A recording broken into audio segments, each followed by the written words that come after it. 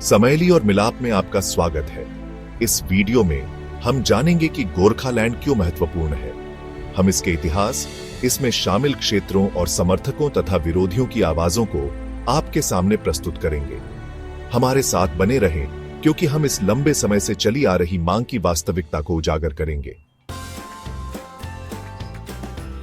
एक ऐसा स्थान जिसकी समृद्ध इतिहास, विविध संस्कृति और मजबूत पहचान है, फिर भी यह क्षेत्र संघर्ष से घिरा हुआ है।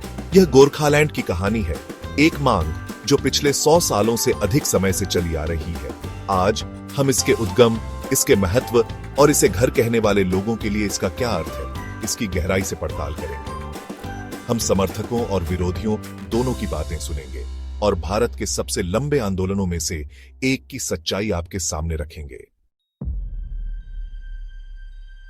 गोरखालैंड आंदोलन की जड़ें 20वीं सदी की शुरुआत में मिलती हैं, जब दार्जिलिंग की पहाड़ियों में रहने वाले गोरखाओं ने एक अलग प्रशासनिक क्षेत्र की मांग की थी।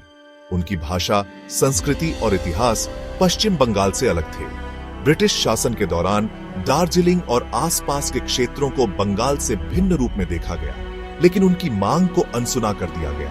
1980 के दशक में यह आंदोलन सुभाष घीसिंग के नेतृत्व में तेज हुआ और 2000 के दशक में बिमल गुरुंग ने इसे नई दिशा दी।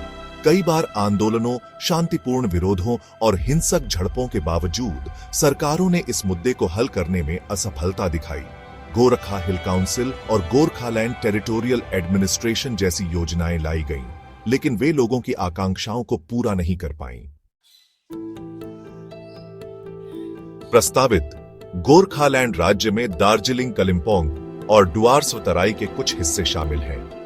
ये क्षेत्र ऐतिहासिक और सांस्कृतिक रूप से पश्चिम बंगाल से अलग रहे हैं। गोरखा, लेप्चा और अन्य आदिवासी समुदायों की अपनी अलग परंपराएं, भाषाएं और जीवन शैली है, जो वर्तमान प्रशासनिक प्रणाली में उपेक्षित महसूस करते हैं। इसके अलावा ये क्षेत्र प्राकृतिक संसाधनों से भरपूर है और चाय उत्पादन, पर्यटन और व्यापार में महत्वपूर्ण योगदान देते हैं।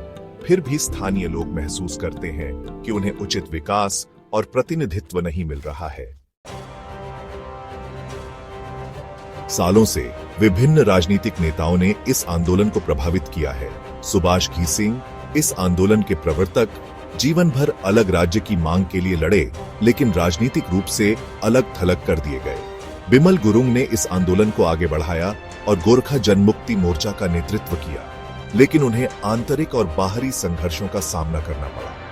पश्चिम बंगाल की मुख्यमंत्री ममता बनर्जी ने कई बार कहा कि बंगाल का विभाजन नहीं होगा और आंदोलनों पर कड़ा रुख अपनाया। केंद्र सरकार ने हमेशा वार्ता का आश्वासन दिया, लेकिन कोई ठोस समाधान नहीं दिया। इतने आश्वासनों के बावजूद सवाल बना रहता है, क्या यह मांग कभी पूरी होगी? हम पीढ़ियों से अपनी पहचान के लिए संघर्ष कर रहे हैं। हम बंगाली नहीं हैं, हम गोरखा हैं। हमें अपना राज्य चाहिए जहां हमारी भाषा और संस्कृति को मान्यता मिले।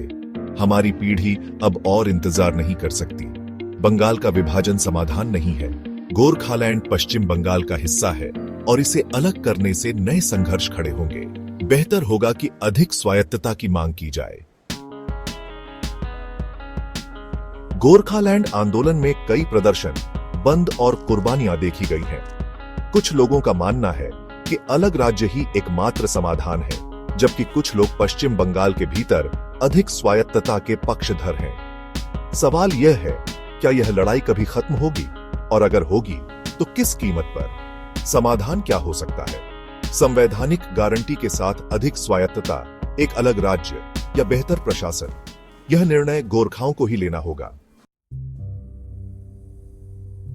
गोरखालैंड सिर्फ एक मांग नहीं है, यह पहचान की लड़ाई है, सम्मान की मांग है। चाहे आप इसे समर्थन दें या नहीं, लोगों की भावनाओं और संघर्षों को समझना पहला कदम है।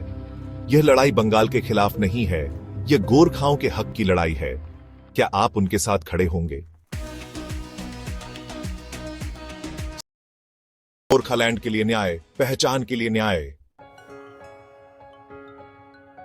अगर आपको यह वीडियो पसंद आया हो तो इसे लाइक करें, अपने दोस्तों के साथ शेयर करें और हमारे चैनल को सब्सक्राइब करें, ताकि ऐसे महत्वपूर्ण मुद्दों पर और भी वीडियो देख सकें।